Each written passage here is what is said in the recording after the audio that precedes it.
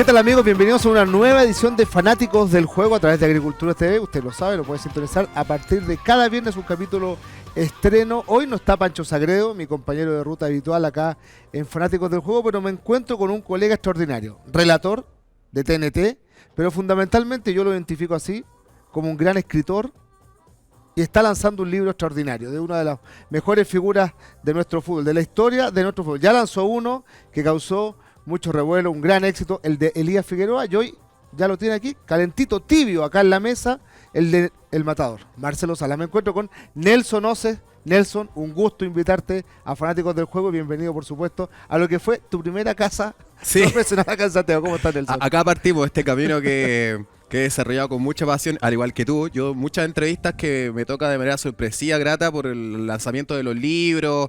Me ha tocado ser entrevistado por Gustavo Huerta, por Pancho Sagredo, por ti, por Fernando Tapia, Cristian Arco. A todos les digo que un poco el camino que yo quiero transitar en el periodismo deportivo es más o menos como ustedes, porque ustedes son mateos, pues son rigurosos, son investigadores, son buenos comunicadores audiovisuales. Así que nada, mucho gusto estar contigo, Cristian. Oye, Nelson, bueno, primero que todo la gente a lo mejor la voz ya la asocia de inmediato con el relato, pero quizás no muchos te tienen como autor de libros. No solamente has hecho biografía, como yo mencionaba con la de Elías Figueroa, ahora la de Marcelo Salas, también tienes un par de volúmenes de ediciones con Alejandro Lorca, claro, en la cual has editado, he participado de hecho en alguno de esos libros. ¿Por qué esta beta? ¿Cómo nace esta beta de escribir, además de relatar, como lo haces también en TNT? Fútbol La Pasión Cuenta, ahí participaste, ¿sí?, con tu historia. Ese libro, exacto, creo que queda en alguna librería del país para que vean ahí con pluma y letra. Tú nos compartiste. Nos compartimos varias historias aquí con varios colegas acá de la radio, cada uno mandó su historia particular. El Pancho con el Sagredo fútbol. también Pancho participó. Exactamente.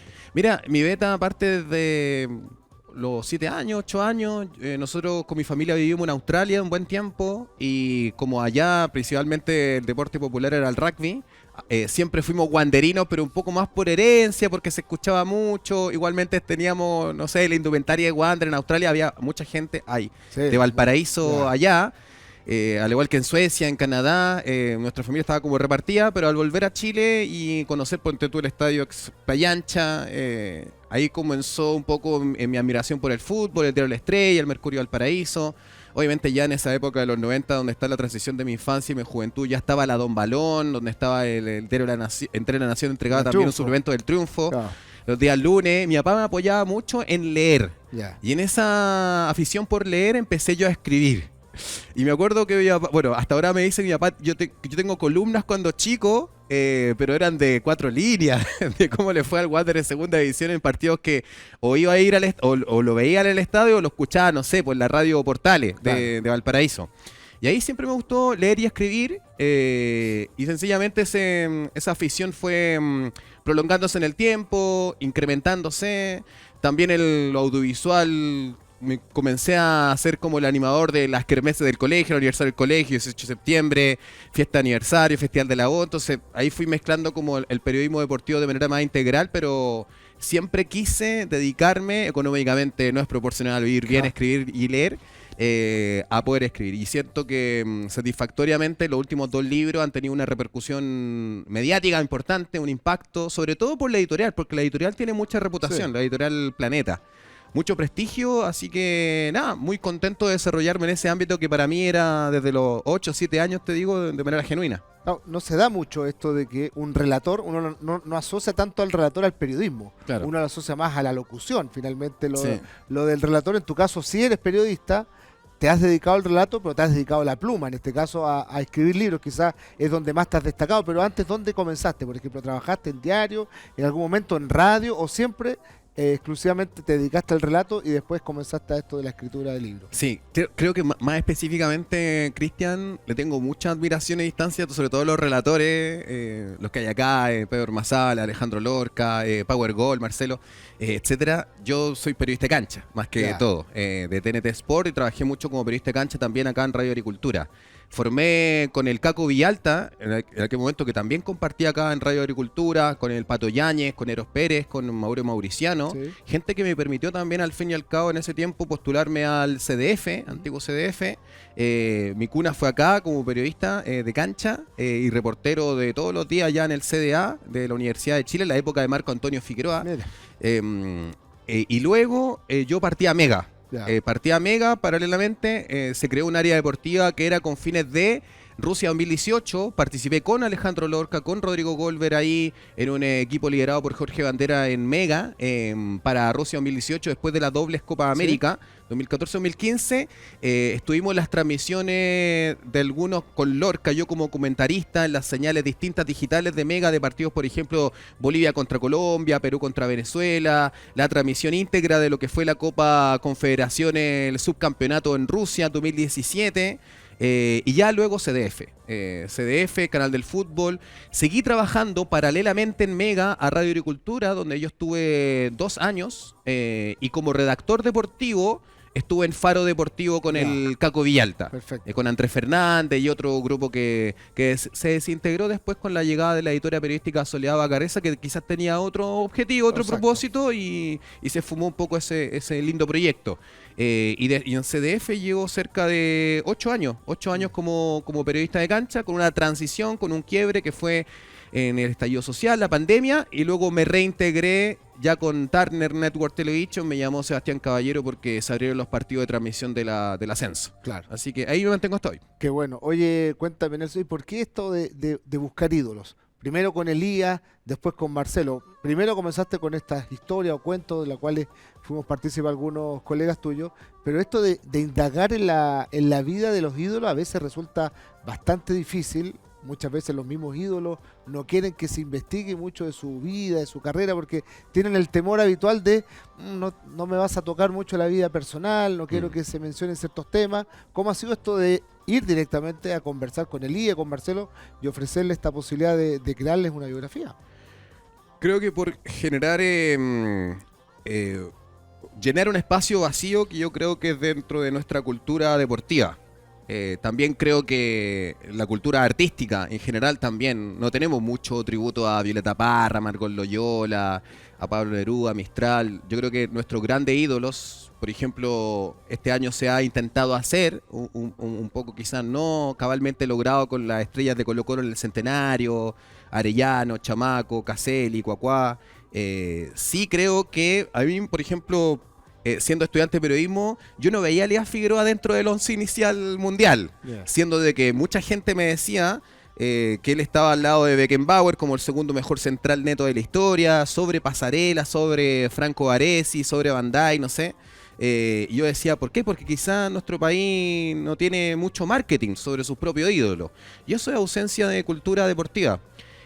Quizá, bueno, yo estudié en la UNIAC, una universidad donde nos decía que era demasiado importante las 3P, la publicidad, la propaganda, la promoción, donde uno podía tener una entrevista con Roger Federer o el Chino Ríos, pero si tú no la publicitabas, si tú no le hacías la suficiente difusión, no valía nada esa entrevista. Entonces yo creo que no había mucha difusión por nuestros héroes deportivos, que es lo que más me llama la atención y me dedico hoy día. Entonces creo que esa primera, porque ese fue el primer libro biográfico, esta es la sexta publicación personal, segundo libro biográfico, y lo que hicimos con Elías Figueroa fue proponerle un poco de ubicarlo en el sitio que realmente se merece a él en la historia. El libro fue muy satisfactorio, sobre todo el proceso, porque fue una biografía autorizada que quizás tiene un upgrade de mayor cercanía con el protagonista. Tuve muchas entrevistas con él y su familia en Villa Alemana, en Concón. Tuve la oportunidad, mediante su hijo Ricardo, de contactar cuando estaba en vida, un poquito antes de fallecer, Franz Beckenbauer, y él nos mandó un audio en inglés donde nos decía, o sea, había muchas cosas que en el camino yo quería comprobar, que eran mitos sobre Elías Figueroa. Por ejemplo, eso de que Beckenbauer dijo en algún momento de que él era Elías Figueroa de Europa. Y eso se lo escuché a Urrutia y a Guarelo. Pero eran 2 testimonios nomás, pues era insuficiente. Y Franz Beckenbauer no dice que él fue menos que Elías, pero sí dice que el rey de América, después de Pelé, que fue el rey de la década del 60 mayoritariamente, ese fue el clímax del rendimiento de Pelé, fue Elías Figueroa durante prácticamente toda la década del 70, siendo 3 veces mejor sudamericano en el mundo, porque el premio era distinto al que ganó el mismo Marcelo o Matías Fernández hace poco. Era, de hecho, le secundaban jugadores que estaban en la Fiorentina, en Atlético Bilbao, que eran sudamericanos. Entonces para mí fue impresionante tener el prólogo de Beckenbauer y tener también encontrarlo también en una entrevista, hay recorte de diario impreso dentro del libro de Elías Figueroa, Don Elías, de Editorial Planeta, donde realmente ahí el director técnico de aquel entonces, lo que algunos dicen que es el mejor Brasil de todos los tiempos, que es la década del 70, lo quería nacionalizar y ubicarlo como jefe de la saga central. Entonces fue maravilloso, y volviendo a la respuesta, lo mismo que Marcelo, es poner en su lugar a los grandes ídolos deportivos. Yo ahora en las redes sociales, que nosotros estamos bien activos, Cristian, me impresiona que muchos niños digan, cuando yo ubico a Sala dentro de, no sé, los 6 mejores jugadores de la historia de Chile, digan que no, que ahí tiene que estar otro, porque Sala solamente era un gran definidor, o Sala era un gallo que siempre estaba bien ubicado, que jugaba con la línea del offside, que era muy efectivo en arco contrario, y no, pues, o sea, el libro también demuestra de que tenía otras facultades, era muy bueno en todas las facetas del juego,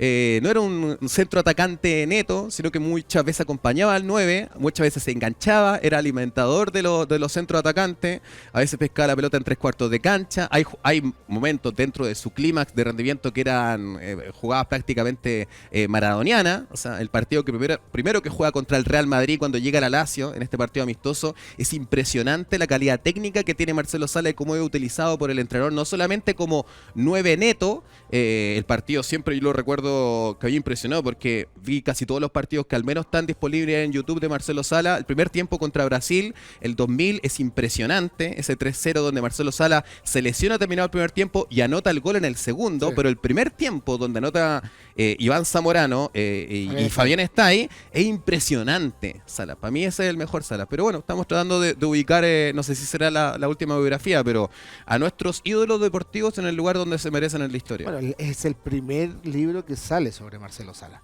En ese caso ya tiene un valor muy importante, que además tuviste la posibilidad de compartir con él mucho tiempo en tu labor de TNT. Pudiste viajar muchas veces a Temuco mientras te tocó cubrir algún partido, tener la posibilidad de conocerlo, de adentrarte un poco en su vida. No es un hombre fácil de abrir, Marcelo Sala. Es un hombre que generalmente pone una coraza en torno a su vida personal, y sin embargo te ganaste su confianza y pudiste hacer esta biografía que ya ha tenido mucho éxito. Mira, hace poco entré a esta entrevista, hablé con él porque estamos haciendo la segunda edición.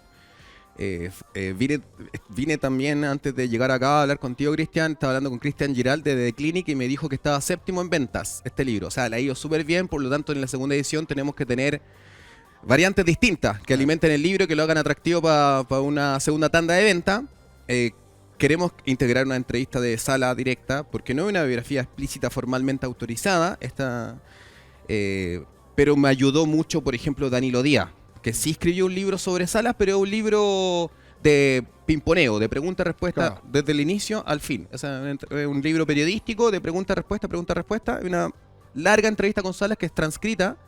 Danilo Díaz sabe mucho de Marcelo Sala y además es el prologuista de este libro. Y también fue uno de los presentadores con el Pepe Albújar, con el polaco Golver en el Teatro San Ginés la semana pasada. Francisco Sagreo también me ayudó muchísimo porque él trabajó con Marcelo Sala. Claro. O sea, durante esa época que él era corresponsal en Italia, él trabajó, le construyó la página web a Marcelo Sala y a Jorge Vargas, que estaban en el Empoli, en la Regina. Él convivió muchísimo con Salas en esa época en la Lazio y en la Juventus. O sea, esos testimonios para mí son invaluables y no estaban transcritos, no los encontré. Este libro sí lo agrupa y da para conocer también a ese Marcelo Salas 360, más allá de la trayectoria deportiva, que finalmente ese es el reto. O sea, claro, el desafío de un hombre tan conocido como Marcelo, como ya Iván Zamorano, para qué hablar ya de la generación dorada, o David Pizarro, grandes hombres de finales de los 90 y principios de los 2000, la globalización de las comunicaciones te deja muy poco espacio para encontrar cosas nuevas. Entonces, para mí, lo que te cuentan, ponte tú un Sebastián Rosenthal, que es muy amigo de Marcelo Salas, casi cogeneracional de los 90, o el Hugo Valencia, o Ronald Fuente, o el polaco Golver, que es 3 años mayor que Marcelo. Iván Zamorano, que estuvo hace poco, compartí también en un evento que estuvo Wellfest, en Jugabet, y me habló también de Marcelo. Yo encuentro que esos testimonios son impresionantes porque también logra entender, y ahí hay quizá algo, no sé, pedagógico que uno puede dar a las nuevas generaciones de cómo llegar a esa cima de la montaña que logró Marcelo, que bueno, dentro de nuestra tesis no llegó a la cima de la montaña por las lesiones lamentablemente crudas que le afectó en su carrera. Pero bueno, esos testimonios hacen de que esta biografía sea como más allá de lo deportivo, un poquito más completa. ¿Tuviste la posibilidad de hablar con gente en River, donde Marcelo es un ídolo muy querido, una de las grandes figuras de esa década del 90, donde levantaron muchos trofeos, incluso una Supercopa? Ahí es donde quizás Marcelo alcanzó su pic de rendimiento, su fama, es lo que le permite llegar después a la Lazio. Lamentablemente en la Juve termina lesionándose. ¿Qué es lo que pudiste recopilar en Argentina para endulzar esta linda biografía? Mira, no pudimos hablar con nadie de manera directa a pesar de que lo solicitamos. Hablamos con Astrada, hablábamos con Celso Ayala, lo mensajeamos al menos por WhatsApp. ¿Ya? Está el interés. Sebastián Washington Abreu, que más allá de haber estado en River, estuvo en ese octavos de final por Defensor Sporting contra Salas en Claro, 96. ¿Te acordáis? Porque partido más difícil que nadie recuerda porque terminó en penales. Claro. Sí, pues después fue el Barcelona. Yo encuentro que la época de Salas en River, yo no sé cómo la viste tú, me encantaría también saber tu testimonio, Cristian, porque yo sé que, así como yo soy guanderino, eso no afecta a nuestra objetividad, tú desde la U, y me imagino que intensamente como reportero viviste ese 96, 95, 94. Yo creo que la época en River fue una fantasía, fue para un libro solo. Claro. Sobre todo por el impacto hacia nuestra latitud. O sea, tras la cordillera estaban los fenómenos, pues no era Salas solamente. O sea, ellos eran buenos para todos los deportes y en el fútbol, ¿para qué contar? O sea, antes de los 90 ya habían sido campeones del mundo el 86, subcampeones del 90. El mismo director técnico campeón del mundo, Carlos Vilardo, le obstaculiza la llegada de Salas a Boca Juniors porque O sea, ningún... si fuese un futbolista argentino, Salas tendría 4 o 5 libros. No, claro. Uno única y exclusivamente con ese traspaso frustrado de Boca, de la U a Boca, y después su llegada a River y todo. Sí. Eso ya sería un libro por sí mismo para un periodista argentino. O transformarlo en un guión dramático. Después sería otro libro, lamentablemente, a lo mejor el Vía Crucis de Marcelo, posterior a la lesión en la Juve, porque ahí hay un quiebre. Finalmente, Sí, eso es lo que genera, lamentablemente, que su carrera brillante no tuviese más años de brillo todavía, porque hay una carrera entre el 94, bueno, él debuta el 93, pero entre el 94, cuando explota en la U, hasta esa lesión en Bolonia, en el relato de Alara, que es octubre del 2001, si mal no recuerdo, y de ahí en adelante viene todo el proceso de recuperación en la Juve, pero ya en un rol muy secundario, y ahí decide volver a Sudamérica un año y medio después. Entonces, Sí. yo imagino que para él también debe ser, yo lo veo desde el punto de vista como reportero, porque yo tenía que cubrir muchas las actividades de Marcelo, debió ser un golpe muy duro esa situación que vivió en Italia con esa lesión, porque por más que él intentó, no pudo volver al nivel que tuvo antes de ese rotura de ligamento. Yo creo que fue súper frustrante para él, creo, porque no me lo ha dicho directamente, por el animal competitivo que era. Porque estamos hablando también de alguien que resignó muchas cosas, como todos los artistas, los grandes deportistas, los políticos, las personas públicas, para poder ser muy prestigiosos en lo suyo. Yo creo que resignan muchas horas en lo familiar, en el amor de pareja, en lo espiritual, en todos los ámbitos de la vida para poder ser top. Y por supuesto que las lesiones que le afectaron a Marcelo Salas fueron absolutamente involuntarias, no por dejos de indisciplina, para nada. O sea, lamentable, porque esa primera lesión que no fue bien tratada en la Lazio, donde después él se entera, se enoja con el cuerpo médico, con Sven-Goran Eriksson, lo que le pasó lamentablemente en la Juve, porque él estaba en alza en su carrera, tenía 26 años, Sí, increíble, donde uno, creo que eso se mantiene, no sé, un poco más tarde ahora, pero siempre el pick de los jugadores son 26, 27 años, y él justo en su pick, al menos etario, se lesiona. Por lo tanto, uno dice, sin esa lesión, pasando de la Lazio a la Juventus, quizás dónde hubiese llegado Marcelo Salas, porque en algún momento era comparado con Ronaldo Nazario de Lima. Fíjate que en esos años, yo que soy más viejo que tú, y que ya trabajaba en ese tiempo, llegar a la Juve era llegar a lo que era hoy día el City, era llegar hoy día al PSG.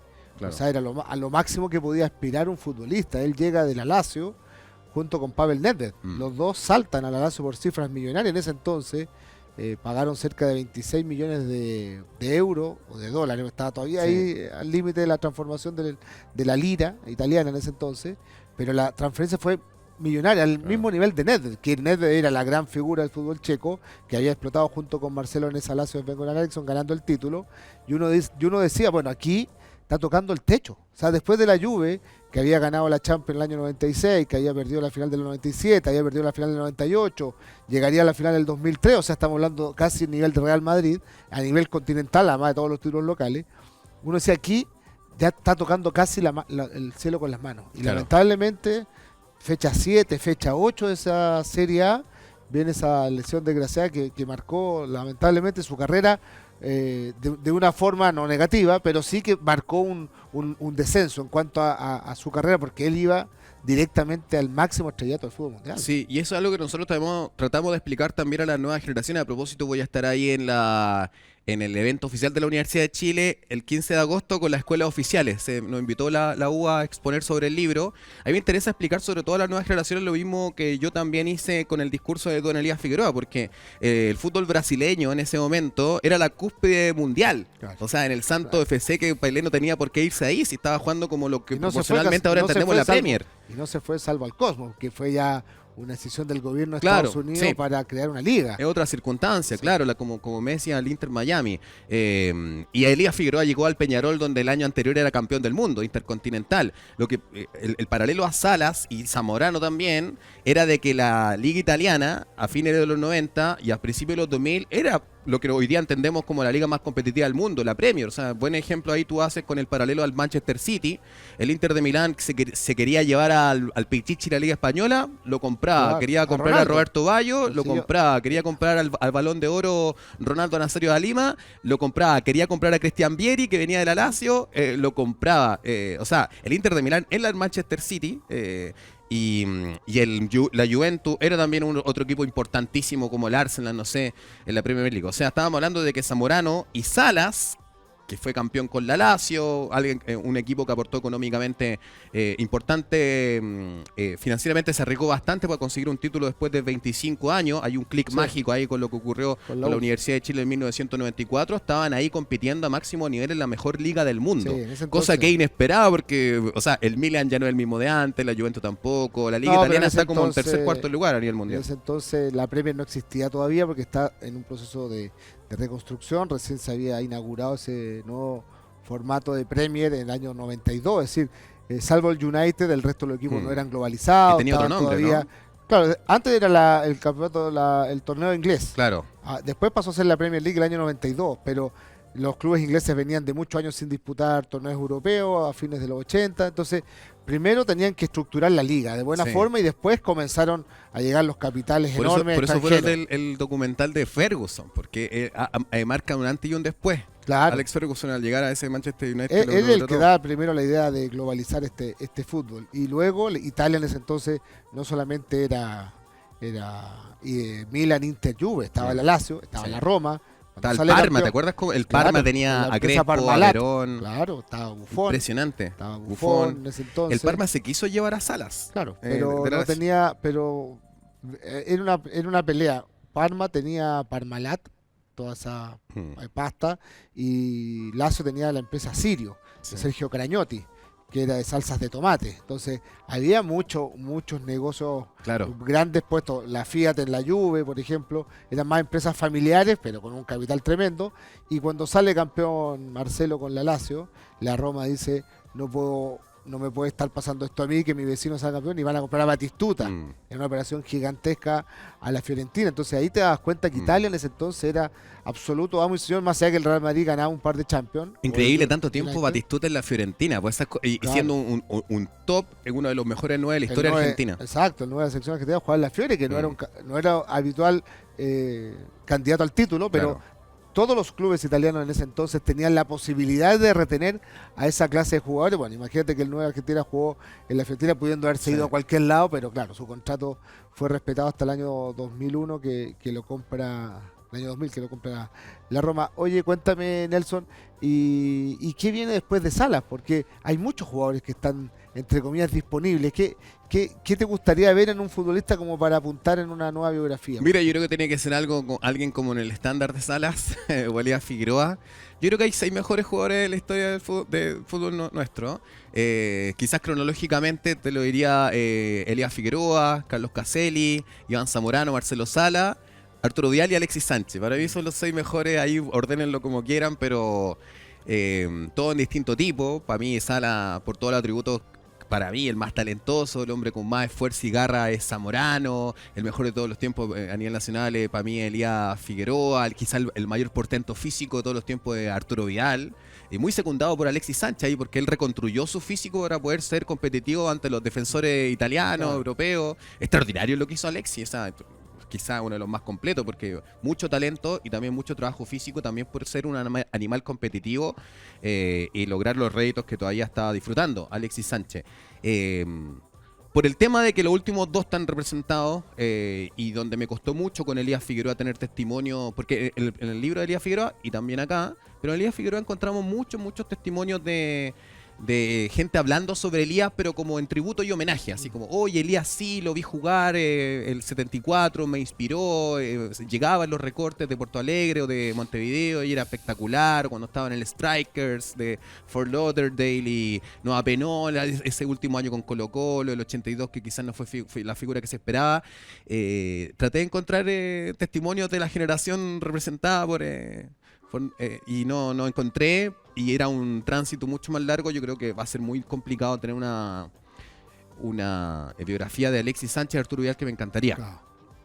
Puede ser Zamorano o Caselli. Carlos Caselli tiene mucho material bibliográfico. No, y Caselli es un personaje mucho más potente desde el punto de vista social. Sí. Siento que mucho trabajo también se hizo este año en el centenario con Caselli y con David Arellano. Claro, pero quizás falta ese gran libro para Caselli. Sí, pero vamos a hacer al menos, te puedo garantizar que, porque ya estamos en conversación y ese libro tiene que salir en 2 años más por como un contrato no verbal, o sea, no formal, pero sí verbal con la editorial de 2023 Elías Figueroa, 2025 Marcelo Sala, 2027 we don't know it right now, pero va a ocurrir para al menos terminar con una trilogía biográfica de grandes astros del fútbol.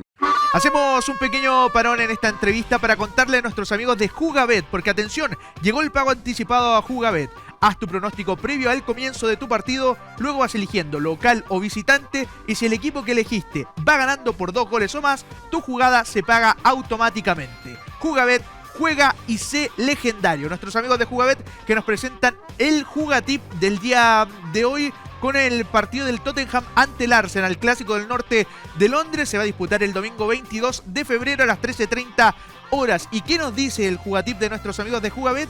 Bueno, que el Arsenal nos cuenta que el Arsenal es líder de la Premier con 58 puntos, mientras que el Tottenham está 16º a solo 5 puntos del descenso. La última victoria del Tottenham fue de local el 12 de mayo del 2022 ante el Arsenal por 3-0, y de ahí es más, se han enfrentado en 7 ocasiones con 6 derrotas para los Spurs y un empate. Además, el Tottenham no ganó en 9 de sus últimos 11 partidos. Un panorama complicado para el cuadro de los Spurs en este derbi de Londres, donde el Arsenal viene tras empatar 2-2 ante el Wolves y el Tottenham de caer 1-2 ante el Newcastle. Ustedes, si quieren jugársela por algún resultado, evidentemente puede ser una victoria del Arsenal o apostar por un empate ahí para ver si pueden sumar un poco más. Esto fue el Jugatip gracias a Jugabet. Oye, antes de despedirte y con este magnífico libro que lo estamos mostrando acá en pantalla, muchachos, Salas, la biografía del matador, obra de Nelson Oce. ¿Y quién te acompaña? Pablo Arteche, que es mi gran amigo, partner, compañero, testigo, cómplice de aventuras literarias. 4º libro con Pablo Arteche. Ya. De los 6, 4 han sido con Pablo. Los otros 2 han sido con Lorca. ¿También Alejandro el de Elías Figueroa fue con Pablo? Sí. Es mi compañero de colegio, de Valparaíso. Él es de la U, yo soy wanderino. Siempre nos gustó el fútbol. Nunca imaginamos que íbamos a estar en esta situación, siendo entrevistado por ti, por los medios de comunicación, teniendo la confianza en la Editorial Planeta de publicar libros. Vamos a seguir haciendo cosas con Pablo. Qué bueno. Oye, ¿quién es más wanderino, tú o el Grillo? Es difícil medir quién es más wanderino que los otros. Grillo le mete. El Álvaro Sala es más wanderino que los dos, que Fernando Viergo. Un saludo al Grillo, que también hay hincha de Wander ahí en los medios, ahí, compañero tuyo. Nelson, un gusto haberte tenido acá en Fanáticos del Juego, presentando este gran libro, esta biografía de Marcelo Salas, todo el éxito del mundo. Que la segunda edición venga con ese upgrade que tanto deseas tú y que tenga todavía mucha más repercusión de la que ya ha tenido. Hace una semana fue el lanzamiento, ya está 7º en venta, así que extraordinario, te felicito, mucho éxito en lo que viene. Y en la tercera biografía, Vamos a ver qué nombre eliges para ese ¿Quién será? próximo libro. ¿Ah? ¿Sabéis qué se me estaba ocurriendo mientras daba los jugatips? ¿Hay algo escrito así como contundente, robusto de Fernando Riera? No. Es que sabéis que el otro día entrevisté a Arturo Salá en otro podcast. Y ahora voy a entrevistar a Ignacio Prieto. Y lo que me hablan de Fernando Riera, o sea, cosas desconocidas, yo siendo un ratón de biblioteca, y además me apasiona mucho ese desafío de ser ratón de biblioteca ante o es Fernando historias Riera. desconocidas.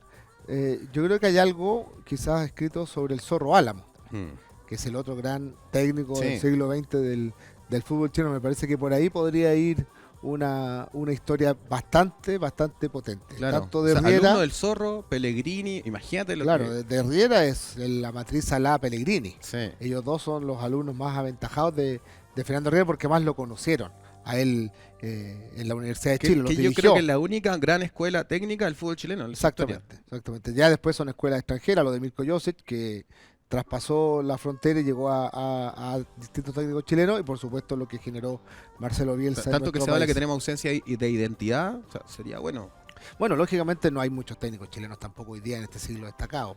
Por algo permanentemente Arturo Salá cuenta por qué. Llegan a técnicos extranjeros. Nelson, un gusto haberte tenido acá en Fanáticos del Juego, como siempre, invitado para cuando quieras acompañarnos acá en Agricultura. Que estés muy bien. Gracias, Cristian Cadamaño, por el Un abrazo apaño. grande. Una invitación que cambiará el juego para siempre.